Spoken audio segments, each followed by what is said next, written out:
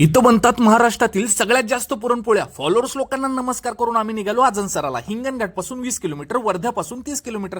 आजनसराला वळल्यानंतर सुंदर लाल देखणी लालपरी गेली. आज संत भोजाजी यांचा वार होता, बुधवार आणि रविवार. प्रचंड गर्दी होती. मस्तपैकी गर्दीतनं आम्ही निघालो. मस्त असं सुंदर देखणं गेट होतं.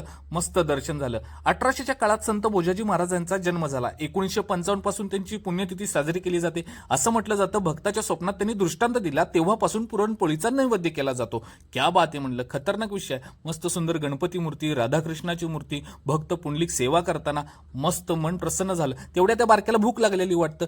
रवीनानं हात फिरवला, मग देवाचा प्रसाद तिनं त्याच्यासमोर ठेवला. संत भोजाजी महाराज म्हणतात, सर्व धर्म संभाव. मस्त पाण्याची व्यवस्था होती, मस्त मंदिर होतं. मग मोर्चा वळवला पुरणपोळीकडं. इथं महिन्याला 40,000 किलो पुरणपोळी बनवली जाते. क्या बात आहे. आबा म्हणलं, जिकडं बघाल तिकडं नुसतं पुरणपोळ्याच दिसत होत्या. प्रत्येक जण घरातून स्वयंपाक घेऊन आला होता. म्हणजेच वर्षाकाठी इथं 6 क्विंटलच्या वर पुरणपोळ्या बनतात. क्या बात आहे. नुसतं कॅमेरा फिरवत होतो इकडं तिकडं, नुसतं कॅमेरा फिरवत होतो, सगळीकडे पुरणपोळ्याच दिसत होत्या. महाराष्ट्रातील सगळ्यात जास्त पुरणपोळीचा नैवेद्य इथं बनवला जातो. क्या बात आहे. हा म्हटलं, असं तुम्हाला ट्रे दिला जातो, त्याच्यावर पुरणपोळ्या किंवा पुरणाचं भांडं घेऊन जायला लागतं. तुम्हाला नाव रजिस्टर करायला लागतं, त्याच्यानंतर हे तुम्हाला मिळतं.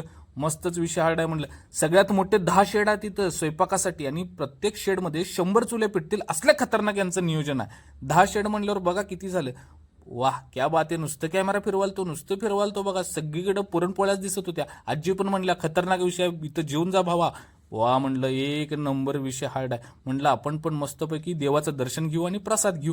इथं शेड पण लावलेलाच होता. संत भोजाजी महाराजांच्या पालखीचं दर्शन घेतलं, प्रसादालयात जाऊन प्रसाद घेतला. मस्त प्रसाद होता. रवीना तेवढ्यात गाडी बघत होती. या माणसाला पण गडबड होती, म्हणलं निघूया. जाताना रवीना म्हणली, मला अंगठीवर नाव करायचं. बरं, मस्तपैकी तिनं अंगठीवर नाव करून घेतलं आणि मग मस्तपैकी मी भोजाजी महाराजांचा प्रसाद घेतला.